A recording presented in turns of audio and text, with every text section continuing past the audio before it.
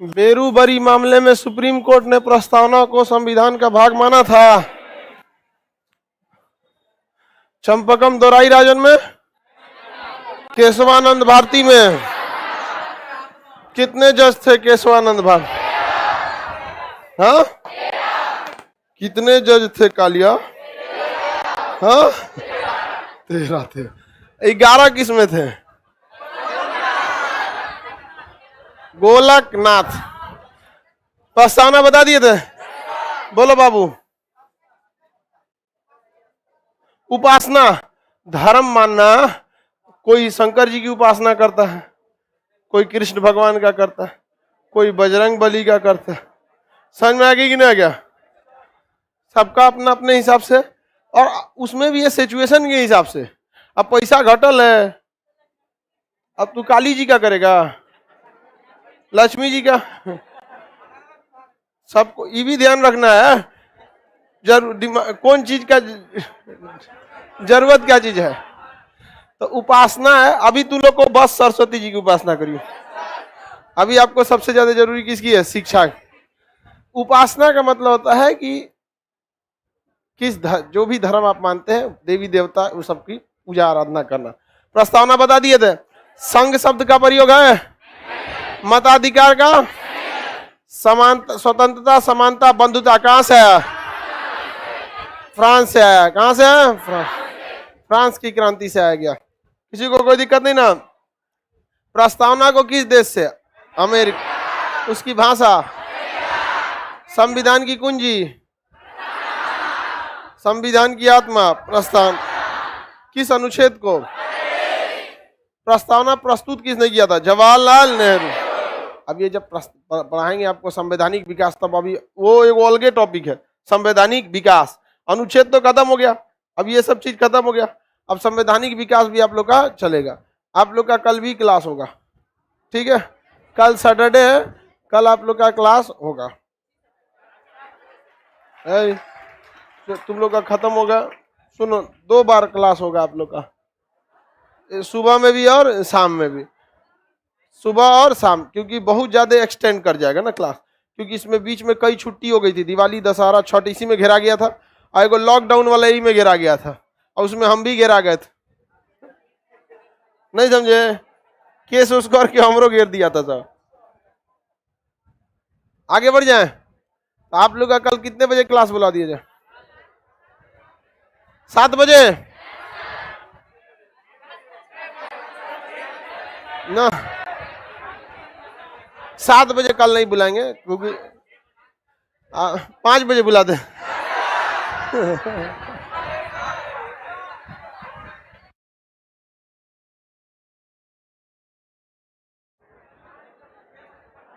हाँ? अरे नहीं, चलो कल आप लोगों को बुलाएंगे 9 बजे, ठीक है? 9 बजे बुलाएंगे और 12 बजे, 11-12 बजे छोड़ देंगे। लड़की सब कोनो बिना नाश्ता कर ले आ गई सब ना, यहाँ आके बेहोश हुई ना, तो फिर समझियो बिना नाश्ते के लिए चल आएगी सर। कोई उसकी सहेली का देगी, तुम थोड़ा मोटी हो रही हो, अब वो खाने में नहीं खाएगी। अब बिना नाश्ता कैले चढ़ जाएगी 5 तल्ला पे, और गर्मी का दिन है, अब बेहोश हो जाएगी। यहाँ पे आफत हो जाता है। जितना बेहोश हुई है सब, कोनो नाश्ता करके नहीं आई है सब। हाँ। एक काम कर, 22-23 गो रोटी रखो, कोच के खिया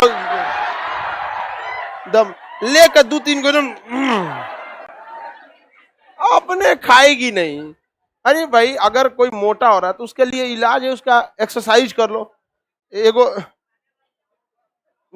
नारियल का रस्सी ले लो, बांस बांधने वाला, कूदते रहो। नहीं समझा? फैट बर्न करो ना, खाने में नहीं खाएंगे। बेहोश होने के लिए क्लास आई है, एक से अच्छा जगह है कोनो बेहोश होने का। हाँ, हाँ, इलाज कराओ। हमारा डॉक्टर कहता है, सर बोलिए ना उन सबको नाश्ता करके आया सर। हर डॉक्टर जब भी आता है तो पूछते हैं कि क्या दिक्कत है लड़की में, तो कोई दिक्कत नहीं था। रात में खाने में नहीं खाई थी, सुबह क्लास छूट रहा था तो खाली ये पेट चल रही। इतना दम है लड़की सब में, मैगी खा के अपने झुंझुना हो गई है सही से। चलो, धीरज यादव, लाइव वालों का भी क्लास चलेगा ना, लाइव वाला अलग से है, सबका क्लास चलेगा। चलिए, प्रस्तावना बता दिए थे ना आप लोगों को, अब समझिए। देखिए, राज्य, राज्य का अर्थ ये होता है जो अपने लिए स्वतंत्र कानून बना सकता है। देश को भी आप क्या कह सकते हैं? राज्य कह सकते हैं।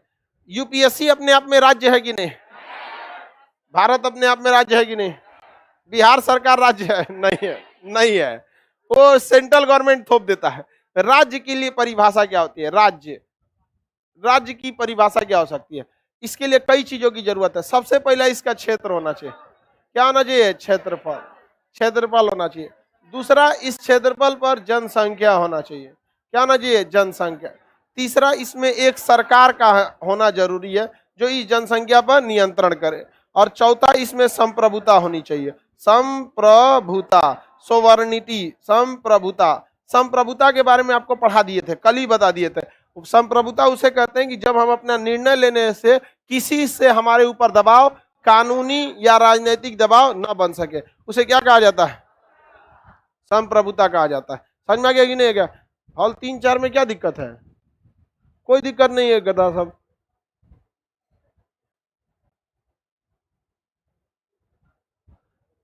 आगे बढ़ जाएं।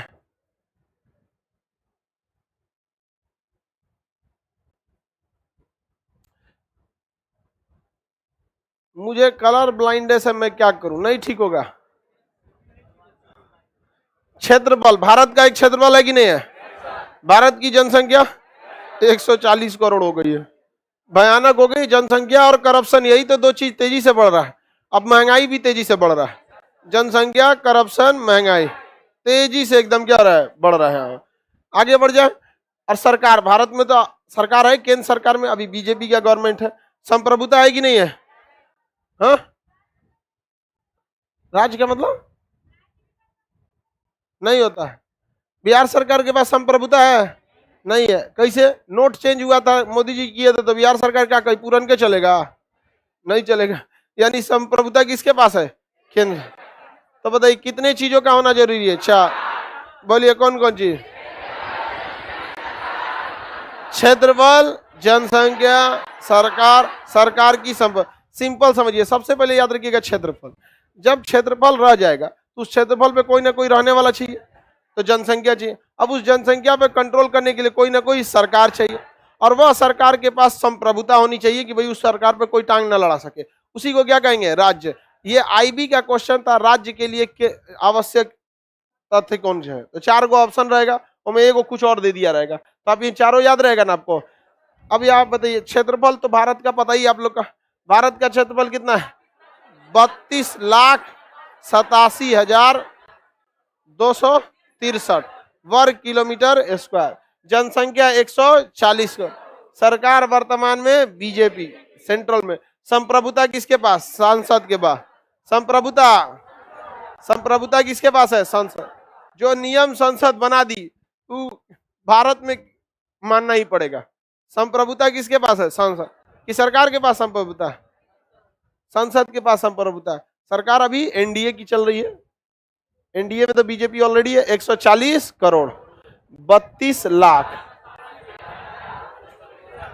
32 लाख। तो ये हो गया आपका शासन के लिए जरूरी अंग। भारत की संप्रभुता किसके पास है? संसद के पास है। क्या राज्यों के पास अपनी संप्रभुता होती है? नहीं होती। राज्य के पास संप्रभुता दे देंगे, बवाले हो जाएगा। लेकिन कभी कभी कुछ ऐसा बात हो जाता है कि कुछ राज्यों को अलग से आपको छूट देनी पड़ती है बवाल होने की वजह से, तो उसे ऑटोनोमस स्टेट कहते हैं। क्या कहते हैं? ऑटोनोमस स्टेट, या उसी को कहते हैं डोमेनियन स्टेट। डोमेनियन स्टेट, इसी को कहेंगे स्वायत्त राज्य। क्या कहा जाएगा? स्वायत्त राज्य। स्वायत्त राज्य। देखिए, कोई भी देश चाहता, कोई भी देश राज्यों से मिलकर बना होता है। अब राज्य में किसी भी राज्य को मिलाना अभी के वक्त में तो कोई दिक्कत नहीं, लेकिन कल्पना कीजिए जब देश बन रहा होगा तो उस देश के समय राज्यों को मिलाना काफी कठिन रहा होगा। जैसे भारत को ही देख लीजिए, आज से 75 साल पहले जब हम लोग को आजादी मिली थी तो अंग्रेज हमें अंधेरी गली के मुहाने पे छोड़ के चले गए थे, और इन कुत्तों ने एक नियम बना दिया था जिसको जहां रहना है रह जाए, या तो पाकिस्तान में चले जाओ, या तो भारत में चले जाओ, या तो स्वतंत्र रह जाओ। और उससे पहले ही इन लोगों ने अफगानिस्तान और म्यांमार को तोड़ दिए थे सब। तो उस समय जोड़ना काफी मुश्किल था। तो और उस समय यह व्यवस्था रहना जरूरी था। तो सरदार पटेल ने जिस राज्य को जैसे मन हुआ मिला लिए, प्यार से मिलाए। राजस्थान के राजे रजवाड़े भी नहीं मिल रहे थे, उनको कहा कि देखो भैया आप मिल जाओ, आपका राजमहल हम नहीं लेंगे, आपके नौकर चाकर आप ही के पास रहेंगे। आज भी देखिएगा राजस्थान की एक महारानी है वसुंधरा राजे, बहुत, और वो किसी के सामने झुकती भी नहीं है, राजा है सब, वैसे ही जनबे करते हैं राजस्थान के राजा सब, मर जाएगा झुकेगा नहीं कभी। तो आज भी उन लोग का वैसे ही शान और शौकत है। आप जाके उनका महल देखिएगा वैसे ही है। सरदार पटेल ने कहा कि भैया मिल रहा है भारत में, को मोहल्ले रख रहा है तो क्या दिक्कत है, कौन जरूरत है को बवाल पल्ले भी नहीं। यहाँ पर ज्योतिरादित्य राय सिंधिया मध्य प्रदेश के, आज भी उनके पास क्या है, महल है। तो देखिए जो लोग प्यार से मिले उन्हें महल दे दिया गया। देखो हैदराबाद का नहीं जानता, वो चोट्टा कह रहा है कि हम पाकिस्तान में जाएंगे, गए पाकिस्तान में, यहाँ पे चल गया अपने ऑपरेशन पोलो। पढ़ा दिए कि नहीं पढ़ा दिए, आप लोग को पढ़ाएंगे नहीं। ऑपरेशन पोलो के तहत थूर दिया गया उसमें। आगे देखिए ध्यान से समझिए। तो अब वही कश्मीर को देखिएगा तो नौटंकी हो गया था, लेकिन कश्मीर को मिलाना बहुत समस्या था। नागालैंड में तो और भयानक समस्या थी उधर, नागालैंड मिजोरम। अभी आप देखिएगा अस्थायी संक्रमणकालीन में नाम आपका आलू गोभी, नाम आपका सीमी आलू गोभी कटर, सिक्किम, मेघा, मणिपुर, ये आपका असम, अरुणाचल प्रदेश, ये सबको मिलाना बड़ा मुश्किल था, नागालैंड वगैरह। आज भी नागालैंड को देखिएगा तो बड़ा मतलब आपको फिल्म वगैरह भी बनी होगी, टैंगो चार्ली एक फिल्म बनी, बोडो वगैरह, उसमें से उन लोग की अलग ही रहती है। ऊपा था, कई सारे उग्रवादी संगठन थे, तो उनको नाम काफी ज्यादा क्या होने लगी दिक्कत, मतलब भारत सरकार को समस्या थी। तो जिसको जैसे मन हुआ उसको ले लिया गया, अलग अलग जगहों पे अलग अलग कानून बना के। तो कुछ राज्यों को विशेष पावर दे दिया गया, उन्हीं राज्यों को कहते हैं ऑटोनोमस स्टेट। क्या कहते हैं, ऑटोनोमस स्टेट। इसमें सबसे ज्यादा पावर दिया गया था जम्मू कश्मीर को। जम्मू कश्मीर देश के अंदर ही एक छोटे से देश की तरह ट्रीट कर रहा था, ठीक है। तो आपको एग्जांपल में एक जम्मू कश्मीर भारत में देख सकते हैं। देखिए भारत का सारा नियम वहां लग रहा था, नहीं लग रहा। ऐसे ही चाइना में है तिब्बत, तिब्बत भी क्या है, ऑटोनोमस स्टेट है, लेकिन तिब्बत में 370 की तरह नहीं है कि बाहर के लोग नहीं बस सकते। चाइना क्या करता है, वहां के लोगों को उठा के कहीं और भेज देता है, और चाइना के जो मुख्य निवासी है उनको वहां भेज देता है। अब जैसे जम्मू कश्मीर की समस्या है, तो कश्मीर के लोगों को उठा के अगर आप कहीं कहीं शिफ्ट कर दीजिए, केरला, इधर उधर इधर उधर यहाँ कर देंगे यहाँ पर, और वहां पे एक रेलवे का बम्पर बहाली निकालिए, कुल बिहार वाला भर जाएगा। समझ में आ गया कि नहीं आ गया। उसके बाद सारी समस्या क्या होगी, दूर होगी। आप यकीन मानिए कश्मीर समस्या कोई दूर नहीं करना चाहता। इस देश में 3 ऐसी समस्या है जो कोई दूर नहीं करना चाहता। नक्सलाइट समस्या, इससे चुनाव में बहुत फायदा होता है। बिहार में बाढ़ समस्या, कमाई का बहुत रास्ता है यहाँ पर। और जम्मू कश्मीर की समस्या, ये 3 समस्याएं हैं जो भारत को खोखला कर रही है, लेकिन हकीकत में कोई इसे सॉल्व नहीं करना चाहता है, बल्कि इसे जानबूझकर जिंदा रखना चाहता है, क्योंकि उनको पता है कि इसी में हम लोगों को उलझा सकते हैं। और एक और आजकल एक और नया निकल गया, दंगे फसाद। इसमें अगर पुलिस जो है ना, इन पुलिस चाह देना तो चप्पल ना चोरी हो जाएगा वहां पर, यहाँ पे। लेकिन क्या होता है, पुलिस शांत रहेगी, हो जाएगा तब पहुंचेगी यहाँ पर। तो ये 4 ऐसी समस्या है जिसे कोई सॉल्व करना नहीं चाहता, इसे जिंदा रखना चाहता है। क्योंकि इन समस्या जब आगे आती है, नक्सलाइट, ऐसे बड़का बड़का जब पाकिस्तान को मार के आदमी बांग्लादेश तूर दिया, 93,000 फौज को सरेंडर करा दिया। नक्सलाइट कौन है, डेक्ची का मसाला है जी, छोटा मोटा है, उसको तो आप सप्लाई रोक दीजिएगा चारों ओर से, 40 किलोमीटर के रेडियस में आप सेना लगा के सप्लाई रोक दीजिए, 6 महीना में अपने मर जाएगा, 6 महीना में मर के गल जाएगा, हड्डी उठाने जाइएगा आप लोग।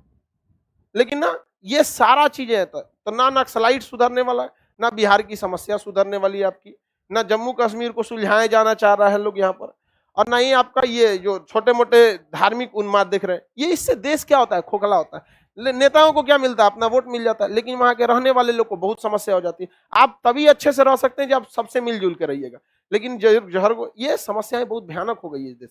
तो autonomous state Jammu Kashmir, Jammu Kashmir autonomous था, बट क्या है अभी, क्या है, ऑटोनोमस है नहीं है। तो जम्मू कश्मीर अब क्या है, 370 हटा दिया गया। तो किसी भी राज्य में स्वायत्त राज्य, समझ में आ गया कि नहीं आ गया। चाइना का तिब्बत क्या है, स्वायत्त राज्य है। भारत का जम्मू कश्मीर क्या था, स्वायत्त राज्य था। उसी तरह से डेनमार्क का ये आपका ग्रीनलैंड, वो भी क्या था, एक स्वायत्त राज्य था। तो कई ऐसे राज्य हैं जहां पे आपको अभी भी क्या मिलेगा, ऑटोनोमस गवर्नमेंट में देखने को मिल जाएगी, वहां स्वायत्त राज्य मिल जाएगा। अब आप बताइए, जम्मू कश्मीर को स्वायत्त राज्य तो समझाने की तो जरूरत ही नहीं है कि वहां पे अपना ही नियम कानून रहता है। ये डेनमार्क है, इसका कब्जा किस पर है, ग्रीन, तो ग्रीनलैंड क्या है? डेनमार्क का एक स्वायत्त राज्य है। चीन का तिब्बत, चीन का एक स्वायत्त राज्य है। भारत का जम्मू कश्मीर क्या था? एक स्वायत्त राज्य था। क्या था? स्वायत्त राज्य था। किसी को कोई दिक्कत है? हम छत्तीसगढ़ के बस्तर से हैं, हमारे यहाँ नक्सल बहुत बड़ी समस्या, बहुत बड़ी समस्या। आगे बढ़ जाए।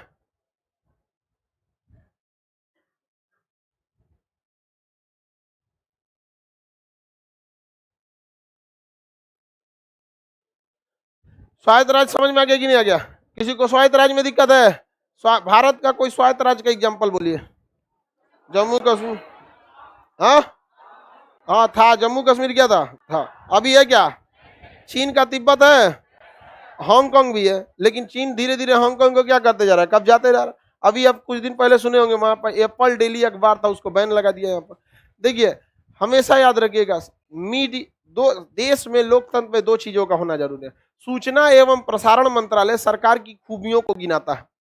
हर महीने लगभग 400 करोड़ रुपए का वो बैनर पोस्टर लगा देता है। पेट्रोल पंप पे जाइएगा तो सरकार का मुस्कुराता फोटो लगेगा, वैक्सीन लगाया हमने, ऐसे देखते हैं। ये काम किसका है? सूचना एवं प्रसारण मंत्री। सरकार की अच्छाइयां गिनाना किसका काम है? सूचना एवं प्रसारण, और साथ में मंत्रियों का। लेकिन सरकार की कमियों को गिनाना मीडिया और विपक्ष का काम है। मीडिया और विपक्ष का काम है। अब आपको न्यूज चैनल देख नाम बताएंगे तो आप बता देंगे किसके ओर से बोलेगा, किसकी ओर से नहीं बोलेगा। समझा गया? मीडिया दूसरे का तन ढकते ढकते खुद नंगा हो चुका है, और ये एक बार भी अपने आप को नहीं देख रहा है कि अब ये उघारे घूम रहा है। अभी मीडिया कैसा घूम रहा है? और ये खुद से उघारे नहीं हुआ है, दूसरे का तन ढकते ढकते। यहाँ पर जो गलतियां हैं उसको बोलिए कि देश ये गड़बड़ है, उसको आगे बढ़ जाए। स्वायत्त राज्य। अब देखिए ध्यान से आगे समझते हैं। शासन के प्रकार दो टाइप का होता है, संघात्मक और एकात्मक। संघात्मक तथा एकात्मक, unitary and federal. Unitary and federal, संघात्मक और एकात्मक। शासन के प्रकार, शासन कितने टाइप का होता है? दो टाइप का। एक होता है आपका एकात्मक। क्या होता है? एकात्मक। एकात्मक अंग्रेजी में इसे यूनिटरी। और एक होता है आपका संघात्मक। संघात्मक क्या चीज होता है? फेडरल। क्या होता है? फेडरल। संघात्मक में देखिए, एकात्मक में क्या होता है? इसमें सारी शक्तियां किसके पास होती हैं? केंद्र के पास। सारी शक्तियां केंद्र के पास। और एक होता है राज्य, इसमें राज्य सरकार को कोई भी शक्ति नहीं दी गई रहती है। ये होता है आपका क्या चीज? एकात्मक। जैसे ब्रिटेन, क्या होता है? ब्रिटेन। ब्रिटेन में राज्य सरकार को कोई पावर नहीं है। राज्य में बैठा होता है गवर्नर, वो रिप्रेजेंट करता है किसका? सेंट्रल गवर्नमेंट का। अब आप समझिए, भारत जब जिस राज्य में आपका आपातकाल लग जाता है ना, जिस राज्य में क्या लग जाता है? आपातकाल, उस राज्य की सारी शक्तियां किसके पास चली जाती है? और केंद्र सरकार भेजा रहता है किसे? राज्यपाल को। और सारा शासन कौन करने लगता है? राज्यपाल। तो राज्यपाल भी किसका आदमी है? केंद्र सरकार। तो उस समय राज्य कुछ काम कर पाता है? तो आपातकाल के दौरान भारत के राज्य क्या हो जाते हैं? हाँ, एकात्मक। एक विनोद कुमार, अनुसूची कब पढ़ाइएगा? पैराशूट लैंडिंग वाले हो। देखिए ध्यान से, केंद्र सर आप लोग को अनुसूची नहीं पढ़ाए जी। अनुसूची एक क्या है? राज्यों का संघ। दो, चलिए अब ध्यान दीजिए इधर। एकात्मक क्या चीज होता है भाई? एकात्मक जो होते हैं, यहाँ पर देखो ध्यान से, इसमें अभी आगे पॉलिटिक खत्म हो गया बैल कहीं का। जब कह रहे हैं कि तुम चुपचाप से पढ़, यहाँ पर चैट बंद कर दो, बंद करो चैट, क्लोज चैट पूरा। हाँ, क्लोज, खत्म। समझा रहे हैं, यहां इसको नहीं मतलब है। एक होता है ना पॉलिटिक खत्म हो गया हो, तब आप कहिए कि सर ये चीज टॉपिक छूट गया है, ये नहीं हो गया। यहाँ पर जॉन चिमन तन जी पूछो, पूछो आप पूछो, पूछो। कोई दिक्कत है चैट वालों को? रुक जरा बताते हम कैसे डिस्टरबेंस होता है। बताइए, हमारे देश में राज्यों को पावर है कि नहीं है?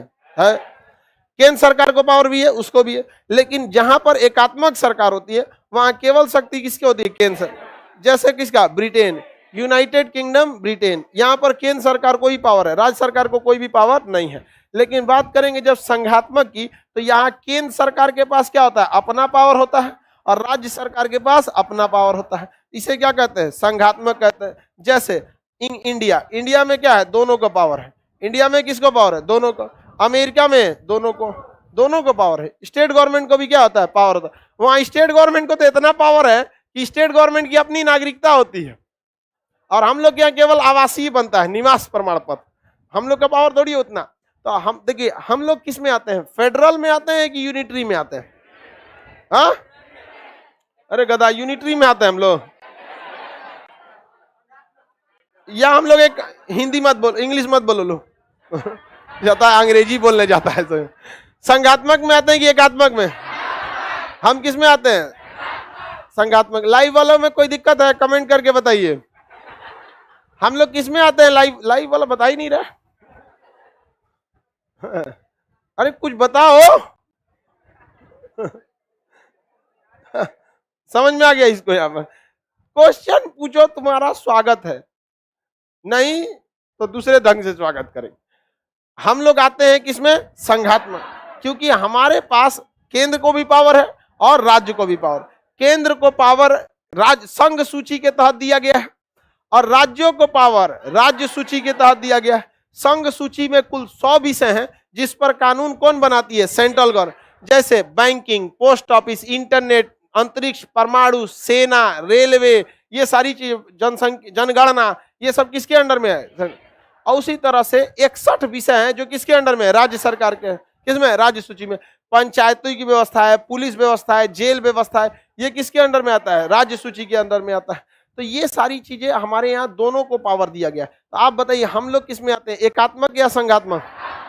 किसमें आते हैं, संघात्मक। तो हमारे यहाँ शासन कैसे होता है, संघात्मक। आप बताइए, बिहार में क्या यूपी पुलिस घुस जाएगी? हाँ, नहीं, जब तक उसके पास वारंट नहीं रहेगा नहीं हो जाए। लेकिन आजकल तो अजब हो रहा है, कहीं का पुलिस कहीं आदमी को उठा के लेके जा रहा है, देख रहे हैं, जहां तहां से उठा के लेके चल जा रहा है। देश भी अब प्रयोगशाला टाइप का हो रहा है तो ऐसे हम लोग किस में आते हैं, संघात्मक में आते हैं। किस में आएंगे, संघात्मक में आते हैं। संघात्मक में पावर किसके पास होता है, दोनों के पास। लेकिन हकीकत में अगर देखिएगा तो भारत ना संघात्मक में ना एकात्मक में। हम लोग आते, यूनियन तो अलग चीज हो जाता है, वो स्टेट टूटेगा या नहीं टूटेगा इस बात पर डिपेंड करता है यूनियन। हम लोग 80% क्या आते हैं, संघात्मक। 80% क्या है, संघात्मक। लेकिन 20% ऐसा गुण है जो किसका है, एकात्मक। 20% गुण कौन सा है, एकात्मक। तो हम लोग ना 100% संघात्मक है, ना ही 100% एकात्मक है। हम लोग अर्ध संघात्मक है। क्या है, अर्ध संघात्मक। मटेरियल में आपको लिखा है, एकात्मक सरकार राज्यों की शक्ति नहीं होती है, संघात्मक में केंद्र और राज्य दोनों की शक्ति है। भारत पूरी तरह से ना एकात्मक है ना संघात्मक है, ये क्या है, अर्ध संघात्मक। भारत में अधिकांश गुण कैसे है, संघात्मक। अधिकांश गुण संघात्मक। 80% कैसे हैं हम लोग, 80% संघात्मक है, 80% संघात्मक। अब 20% एकात्मक है। अब एकात्मक कैसे हो जाता है, समझिए ध्यान से। हमारे यहाँ एकात्मक तभी होगा जब राज्यों को कोई पावर नहीं दीजिए। अब बताइए, नागरिकता, क्या चीज, नागरिकता। नागरिकता किसके पास है, सेंट्रल का। क्या स्टेट के पास पावर है, नहीं। खत्म कहानी, यही हो जाता है, यहाँ पे यहीं पे हो गया। नागरिकता के बस होना चाहिए दोनों को। अगर संघात्मक है तो राज्यों की भी नागरिकता होनी चाहिए। एक राज्य से आदमी दूसरे राज्य में गया तो कम से कम उस राज्य सरकार को पता होनी चाहिए कि हम आपकी नागरिकता छोड़ रहे हैं, अब ये छत्तीसगढ़ की नागरिकता ले रहे हैं। लेकिन पता नहीं चलता है कब गया कब आ गया, कोई पता चलता है, कोई पता नहीं चल पाता है यहाँ पे। तो ये एक हो गया नागरिकता। दूसरा अगर देखिएगा, न्यायपालिका। न्यायपालिका, न्यायपालिका देखिए, संसद में कानून बन गया, high court, supreme court, district court उसको फॉलो कराने लगेंगे। राज्य से पूछा ही नहीं गया, राज्य से पूछा गया नहीं, पूछा गया यहाँ पर। एक ये हो गया आपका कौन सा, एकात्मक का गुण हो गया। एक बात बताइए, राज्य सरकार के पास पावर होना चाहिए कि नहीं होना चाहिए, आप लोग बताइए, लोग पावर होना चाहिए।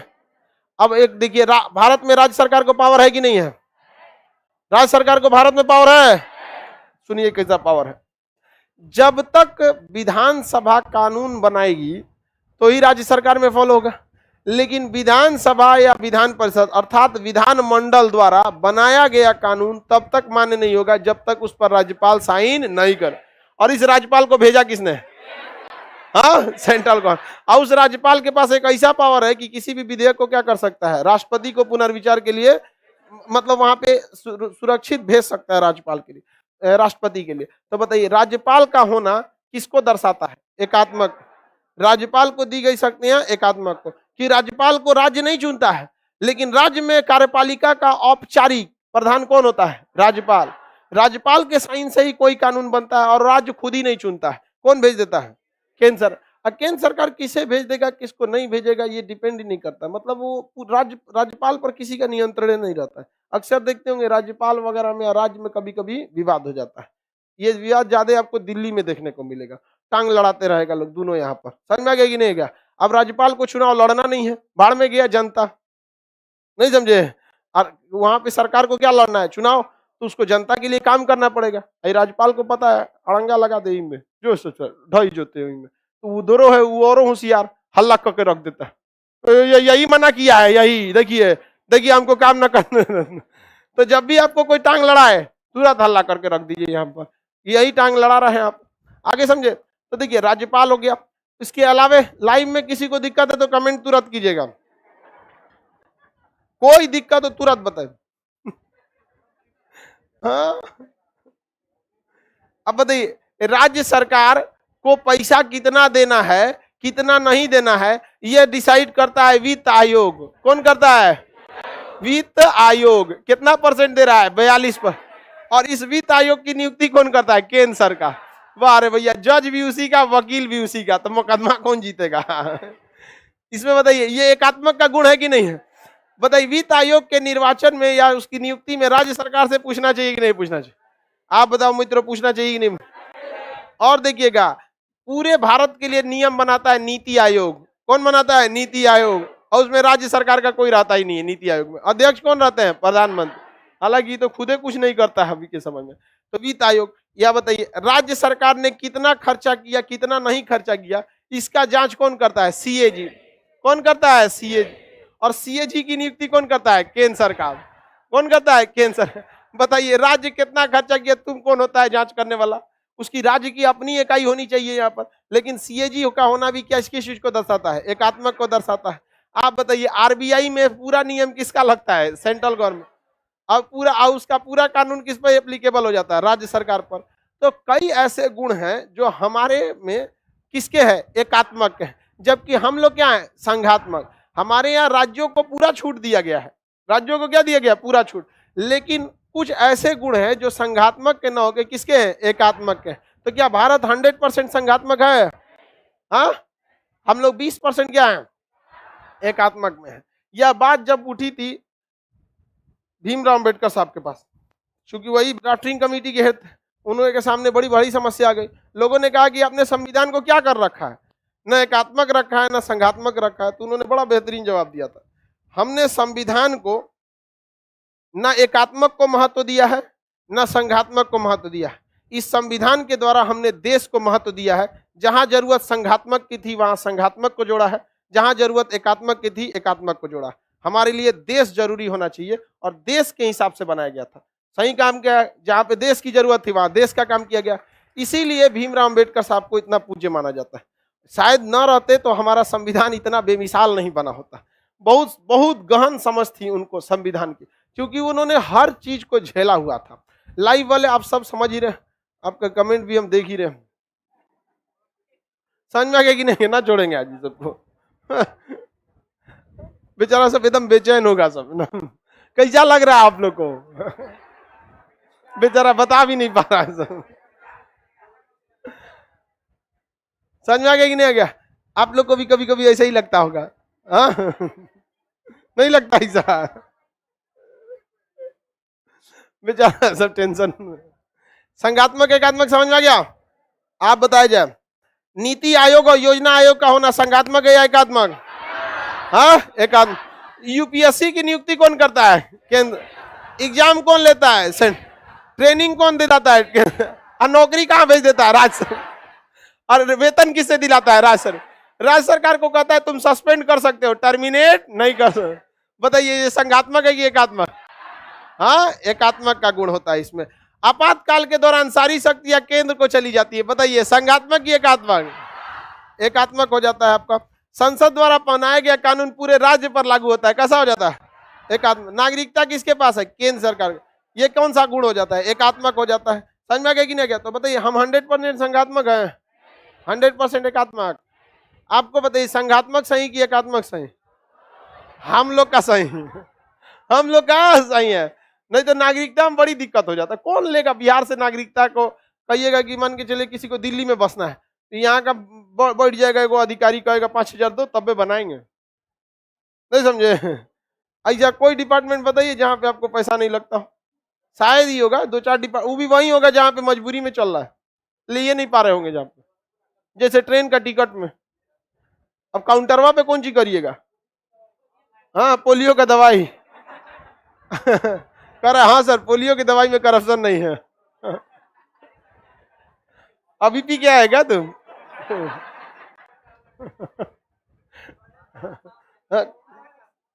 हाँ चलिए ध्यान से देखते। लाइव वालों को तो कोई दिक्कत है नहीं। सरकार के प्रकार देखते हैं। किसके प्रकार? सरकार के। शासन के प्रकार समझ में आ गया? सरकार के प्रकार देखते हैं। किसके प्रकार? सरकार। सरकार कई टाइप की होती है। सरकार के प्रकार, सरकार के प्रकार, टाइप्स ऑफ गवर्नमेंट। गवर्नमेंट कितने टाइप की होती है? देखिए पहला एक समझिए, सबसे पुरानी व्यवस्था राजतंत्र, मोनार्की। राजतंत्र अंग्रेजी में क्या कहते हैं? मोनार्की, अंग्रेजी में मोनार्की। इसमें किसका शासन होता है? राजा या रानी का। इसमें शासन किसका होता है? या तो राजा का होगा या तो रानी का होगा। महारानी, रानी ये लिख देते हैं तो वहां राजा लिखे तो रानी, वहां महाराजा लिखते तब ना महारानी होता है, रानी होगा। समझ में आ गया कि नहीं आ गया? बूढ़ हो जाती है तो महारानी कहलाती है, रिटायर हो जाती है तो नहीं समझ आएगा। किसी को दिक्कत? लड़की लोग बताओ, बूढ़ रानी को क्या कहा जाता है? महारानी बोलता है। हाँ, माँ मनगा जैसन थी। तो अभी ये राजतंत्र जो है ये कई जगह पे आज भी जिंदा है। मिडिल ईस्ट के जितने देश हैं, अरब हो गया, यूएई हो गया, कतर हो गया, बहरीन हो गया, कुवैत हो गया, जॉर्डन हो गया, ये जगहों पे आज भी क्या है? राजतंत्र। वहां किसका शासन होता है? राजा का। ऐसे जो तब कोनो एगो नियम सुना देगा, उल्टा फांसी दे दिया जाए इसको, बहुत भयानक सजा देता है, 80 कोड़ों लगाए जाए, 80 कोड़ा में चमड़ा छोड़ देता है। बताइए, इतना खतरनाक खतरनाक कानून बता देता है। भारत में भी राजतंत्र था ही पहले जमाने में। सबसे पुरानी व्यवस्था क्या है? राजतंत्र। राजा का बेटा क्या हो जाता है? राजा। ऐसा थोड़ी हो जाता है, भोदा भी हो जाता है। राजा का बेटा क्या हो जाता है? भोदा। तो ये हमारे यहाँ क्या राजतंत्र है? नहीं। लेकिन पहले हमारे यहाँ क्या था? राजतंत्र था। आज भी सऊदी अरब में क्या है? राजतंत्र। वो तो किस्मत अच्छा है सऊदी अरब का कि वहां पेट्रोल निकल गया। क्या निकल गया? पेट्रोल। नहीं तो तेल खत्म, खेल खत्म। उन लोग का फिर खजूर बचेगा वहां पर, तेल इसमें सबसे दिमाग वाला निकला तो कतर और यूएई। कतर और यूएई, कतर इंटरनेशनल बिजनेस में बहुत आगे निकल गया और यूएई तो टूरिस्ट को हब बना लिया। टूरिज्म हर जगह जाएगा। अब कोई भी आदमी जब पैसा कमा लेता है तो भारत में घूमना सोचता है, कहता है ताजमहल देख लो, कुल्लू मनाली शिमला। जब भारत घूम लेता है ना तब वो मन में आता है विदेश। अब विदेश में आते उसको बुर्ज खलीफा याद आता है ना एकदम यूएई का बातें अलग है। वहां पर टूरिस्ट एकदम बहुत ज्यादा रहता है। जितना भारत का हीरो हीरोइन शॉपिंग करने कहाँ जाता है? सब दुबई में जाता है। सब देखा, जितना हीरो हीरोइन को दे सब दुबई। वहां रोल्स रॉय गाड़ी जो है, जो 3 करोड़ की गाड़ी है, वो टैक्सी में आती है। जैसे आप ऑटो कैसे हाथ दे के रोक देते हैं, होटल चलना है, वहां रोल्स रॉय से छोड़ देता है। मतलब ऐसा नहीं कि केवल रोल्स रॉय चलती है, बट जितना बुर्ज खलीफा या बड़े बड़े होटल है वो टैक्सी से छोड़ने और ले जाने के लिए किसका प्रयोग करते हैं? रोल्स रॉय का। रोल्स रॉय गाड़ी 3 करोड़ की है। अब गाड़ी को समझिए, कितना भी बड़का ब्रेकर पार कर जाएंगे, चाय पिएंगे छलकेगा नहीं। और आपको अपने दिल की धड़कन सुनाई देगी, अगर बाहर डीजे भी बज रहा है तब भी। इतना शांत रहता है अंदर, आपका दिल का धड़कन सुनाई देने लगेगा। साउंड इतना ज्यादा हो रहता है, बेहतरीन उसका रोल्स। अब देखिए, बड़े बड़े अमीर आदमी हैं जिसको, जैसे बड़े बड़े बिजनेसमैन, कहां पैसा खपाएगा आखिर? यही सब में तो खपाएगा वहां पर।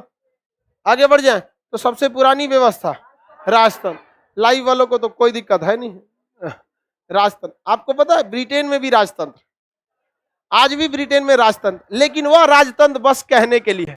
जैसे हमारे यहाँ राष्ट्रपति को बना दिया गया है बस कहने के लिए, वहां पर चूंकि रानी ने उस देश के लिए बहुत कुछ किया है, पूरे दुनिया पर राज किया उसी रानी ने। हकीकत में देखिएगा तो वहां पर उस यहाँ की रानी ने, तो वहां के लोग पढ़े लिखे हैं, उन्होंने कहा कि जब इतना की है देश के लिए तो इसको एक काम करते हैं, संविधान बना देते हैं, सारा पावर प्रधानमंत्री को दे देते हैं। कहने के लिए क्या हो जाएगी रानी, कि इसका खर्चा कौन उठाएगा, देश। तो भारत के राष्ट्रपति का भी खर्चा कौन उठाता है, देश का। राजा से देर कम खर्चा है, अलगे ट्रेन जाती है, राष्ट्रपति अलग ट्रेन से चलते हैं, हेलीकॉप्टर अलग रहता है, रायसीना की पहाड़ी पे महल अलग है, मार एकदम। एक राष्ट्रपति को 1 साल के पालने का खर्चा 200 करोड़ से कम नहीं आता है।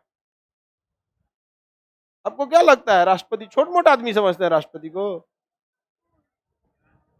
राष्ट्र का ध्यान सोचिए, पूरे राष्ट्रपति मतलब ध्यान रखने वाला पूरे राष्ट्र का। खैर वो सम्मान का पद है, उसमें कमी करना भी नहीं चाहिए। आगे बढ़ जाते हैं। तो एक हो गया कौन सा, राजतंत्र। राजतंत्र के बाद आता है एक तो तानाशाही। क्या आता है, तानाशाही। तानाशाही को कहते हैं डिक्टेटर, डिक्टेटर, डिक्टेटरशिप या डिक्टेटर कहते हैं। इसमें क्या होता है, सैनिक का शासन हो जाता है। किसका शासन हो जाता है, सैनिक शासन, सैनिक शासन हो जाता है। जैसे म्यांमार, आंग सान सू की को हटा के वहां का सैनिक शासन बन गया। जैसे पाकिस्तान, नवाज शरीफ जब 1998 में प्रधानमंत्री थे ना, तो उस समय परवेज मुशर्रफ सेनापति था, हटा के परवेज मुशर्रफ किसको हटा दिया, खुद ही क्या बन गया, शासक बन गया। होस्नी मुबारक मिस्र में बन गया। होस्नी मुबारक कहाँ बन गया, मिस्र में। पाकिस्तान में तो हमेशा से ही सैनिक शासन रहा है। जन यहिया खान हो गया, जियाउल हक हो गए, आपका ये परवेज मुशर्रफ हो गए, ये सब का सब क्या है, सैनिक शासक। पाकिस्तान में, म्यांमार में भी अभी क्या हो गया है, सैनिक शासन। मिस्र में भी पहले सैनिक शासन था। होस्नी मुबारक, जनता ने एक ही बार उब गया और घेर लिया, मार के उतार दिया उसको। लीबिया में मोअम्मर गद्दाफी था, वो सेनापति था, पूरा का पूरा क्या कर लिया था, शासन संभाल लिया था। उसी तरह ट्यूनिसिया में था, इराक में सद्दाम हुसैन, सीरिया में बशर अल असद थे। अलग अलग जगह पे क्या थे, सैनिक तानाशाह था। तानाशाह किसी का नहीं सुनता है। तो कभी कभी आपके गांव का मुखिया भी किसी को नहीं सुनता है ना, तो लोग कहते हैं तानाशाही दिखा रहा है। दुनिया का सबसे फेमस तानाशाह जो था उसका नाम था हिटलर। क्या नाम था, हिटलर। किसी का नहीं सुनता था हिटलर। समझ में आ गया कि नहीं आ गया, किसी को दिक्कत? देखिएगा आज भी कोई ज्यादा करता है ना, तो लोग कहते हैं हिटलर गिरी मत करो। एक वो सीरियल आता था हिटलर दीदी, हाँ पता नहीं क्या हुआ वो, हाँ अब आता है, अब नहीं आता, अब नहीं आता। पहले सीरियल आता था, सीरियलवा 2 साल में खत्म होता है। फाउंडेशन बैच की तरह लड़की देखती है सब सीरियल, तनी तनी रोज दिखाता है। सीरियल शुरू होगा तो एगो आदमी बैठल रहेगा लैपटॉप से, उसका ऑफिस हो गया। एगो महिला रहेगी किचन में, उसका घर हो गया। एगो बेडरूम, एगो खूब चौड़ा सीढ़ी। इतने में 2 साल चलेगा। बस इतने चीजें दिखाएगा आपको, उसी में घुमा फिरा के। वो खाना बनाएगी तो कर देवरानी चाहे जेठानी आके वो मिर्चा झोंक देगी। अभी जाएगी गाड़ी सुनेगी अपने, अब मजा लेगी। और कौन सी होता है सीरियल, यही सब देख देख बिगड़ रहा है। नहीं और कौन सी कहानी होता है वो आओ में क्या होगा, 2 गो रहेगी, एगो का पति उसको बहुत मानेगा, एगो का पति दूसरे से फसल रहेगा। देखिएगा यही सब देखेबे करता है, ओके मन में नहीं करेगा। माँ एगो का खूब मानेगा, एगो का नहीं मानेगा। एगो को सास बहुत मानेगी, एगो को मन में नहीं करेगी। और 2 साल बाद सब सुधर जाएगा सब। तो भाई इसको समझने में 2 साल से अच्छा एगो फाउंडेशन बैच कर लो। समझ में आ गया कि नहीं आ गया? लड़की लोग समझ में, सीरियल में यही सब तो दिखाता है। और कौन चीज दिखाएगा यहाँ पे? एगो एकदम सीधा, एगो मीडियम सीधा, एगो एकदम खचरी।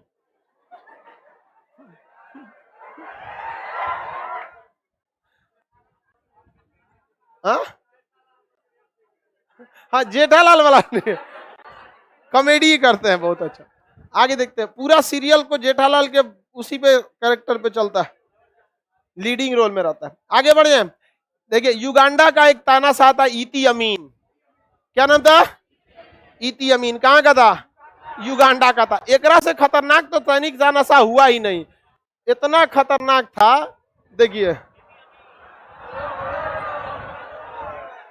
लड़की लोग, नौकरी नहीं हुआ ना, देख लो कोई ठीक नहीं है, घर वाला इसे ले आ देगा। इसलिए नौकरी से डर लगे ना लगे, एग्जाम से डर लगे ना लगे, इससे डरना जरूरी है। ये नौकरी नहीं हुआ तो सोच लेना यहाँ पे, अगर इसका नौकरी हो गया तो चौपट कर दे। ये सजुआ इतना खतरनाक था कि मानव का मांस खाता था। इती अमीन जिसको कटवाता था ना उनका मांसो खा जाता था। इती अमीन यहाँ, हाँ, अफ्रीका का तो ज्यादातर लोग काला होते हैं। ये इती अमीन के युगांडा का क्या था, तानाशाह था। कुछ का दिए प्रधानमंत्री भी यही था, सेनापति भी यही था, राष्ट्रपति भी यही था। तानाशाह में सब वही होता है। सब कौन फोटो खींच रही है इसका बकलोलिया?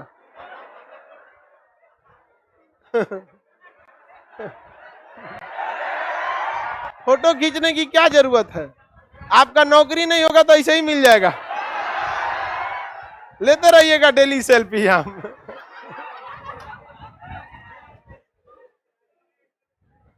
नहीं समझ में आया? जहां से गुजरेगा अंधेरा कर देगा।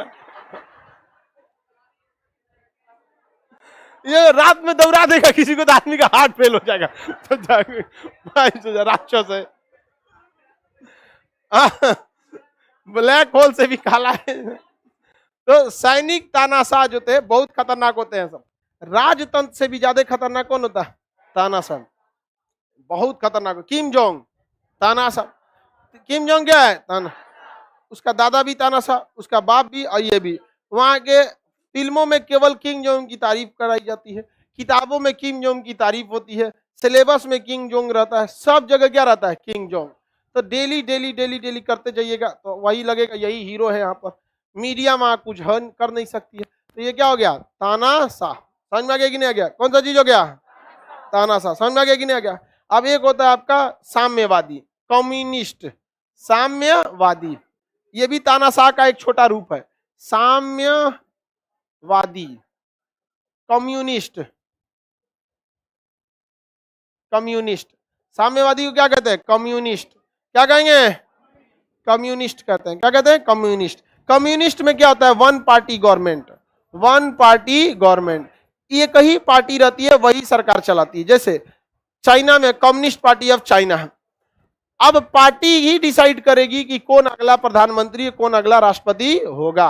तो ये क्या हो जाता है? ये भी एक तरह का तानाशाह। क्या है? तानाशाही है। मतलब आप पार्टी चेंज कर रहे हैं। अब हमारे यहाँ भी तो पार्टी चेंज होता है। अब देखिए पार्टी के अध्यक्ष बदल जाते हैं। जब नरेंद्र मोदी चुनाव लड़ रहे थे उस समय पार्टी के अध्यक्ष राजनाथ सिंह थे। उसके बाद आपके अमित शाह हो गए, अभी जेपी नड्डा, कल को कोई और हो जाएंगे। हो जाता है कि नहीं होता? हमारे बिहार में जो नीतीश कुमार की सरकार है, इनका भी इनको चुनी जनता ने है। इनके पार्टी में अक्सर बदलते रहते हैं लोग। जॉर्ज फर्नांडिस थे एक समय शरद यादव थे, एक समय हुआ नीतीश कुमार थे पार्टी अध्यक्ष, एक समय हुआ आरसीपी सिंह थे, एक समय हुआ ललन सिंह है कि नहीं? यहाँ पे तो हमारे यहाँ आप पार्टी के अध्यक्ष के आधार पर शासन नहीं बदलता है। शासन एक अलग चीज हो जाता है, वो जनता के लिए होता है और पार्टी अपने कार्यकर्ताओं के लिए होता है। लेकिन साम्यवाद में क्या हो जाता है? जो पार्टी कहेगी वही होगा। अब चाइना में कम्युनिस्ट पार्टी ऑफ चाइना, देश किसका होता है? कम्युनिस्ट पार्टी का होता है। वहां जो सेना होती है ना, शपथ लेती है कि मैं शपथ लेता हूं कम्युनिस्ट पार्टी ऑफ चाइना के कि इस पार्टी के लिए हमेशा वफादार रहूंगा। देश के लिए नहीं, पार्टी के लिए होता है वहां पर। अगर देश वहां की पार्टी ने जो कह दिया वही होगा। समझ में आ गया कि नहीं आ गया? अब जैसे हमारे यहाँ बीजेपी की सरकार है तो प्रधानमंत्री ना डिसीजन लेंगे किस अधिकारी को निकालना है कि जेपी नड्डा ले लेंगे? नहीं ले सकते। वो पार्टी में डिसीजन ले सकते हैं, लेकिन ऐसा चाइना में नहीं होता है। कम चाइना का शासन किसके पास है? सी जिनपिंग के पास। और कम्युनिस्ट पार्टी भी सी जिनपिंग के पास। तो वहां पे सब कुछ किसका होता है? पार्टी का। देश भी किसका हो गया? पार्टी का। सारा काम कौन कर देता है? पार्टी। किसी को टर्मिनेट पार्टी में कोई कर दिया, समझ में? तो ये और खतरनाक होता है कम्युनिस्ट सरकार। समझ में आ गया कि नहीं आ गया? चाइना क्या है? पहले रूस भी क्या था? अभी नहीं, अभी लोकतंत्र है रूस में। रूस में क्या है? लोकतंत्र।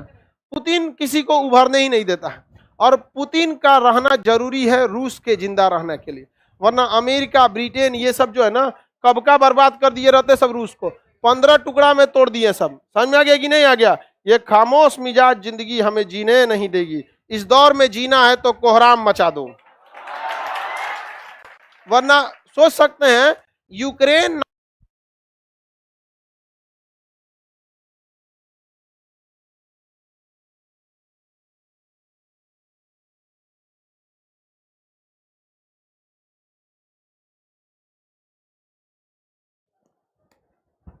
रूस अभी क्या साम्यवादी है?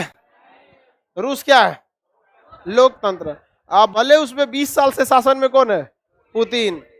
पुतिन अच्छा से कंट्रोल भी करके रखता है बढ़िया से विरोधी वगैरह लोगों को। आगे बढ़ जाए, ये हो गया आपका कौन सा? साम्यवादी। अब वो एक होता है गणराज्य, एक होता है गणतंत्र।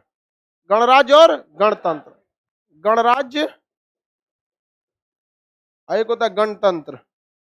गणतंत्र, गणतंत्र को ही लोकतंत्र कहते हैं। क्या कहते हैं? लोकतंत्र। इसी को प्रजातंत्र कहते हैं। इसी को क्या कहते हैं? प्रजातंत्र कहते हैं। तो हम लोग अब अगला क्या हो गया? गणराज्य। और एक हो गया गणतंत्र। जहां राष्ट्रपति है गणराज्य है, जहां प्रधानमंत्री का चुनाव होता है लोकतंत्र है। तो हम लोग क्या है? गणराज्य भी है और क्या है? लोकतंत्र। तो अब ये एक गणराज्य बच गया, एक लोकतंत्र बच गया। अब इसका क्लास हम लोग कल करेंगे, कल 9 से 11। समझ आ गया? क्या करेंगे? पॉलिटी। हाँ हाँ, सिर्फ पॉलिटी। तो कौन सी पड़ेगी उसके अलावा? ज्योग्राफी भी। सैटरडे है ना कल? कल सैटरडे है ना? कल पॉलिटी का एक्स्ट्रा क्लास होगा 9 बजे से लेकर 11-12 बजे तक होगा, ठीक है? कोई लड़की बिना नाश्ता करके आ गई तो बता दे रहे हैं हम यहाँ पे। चेक कैसे होगा नाश्ता की?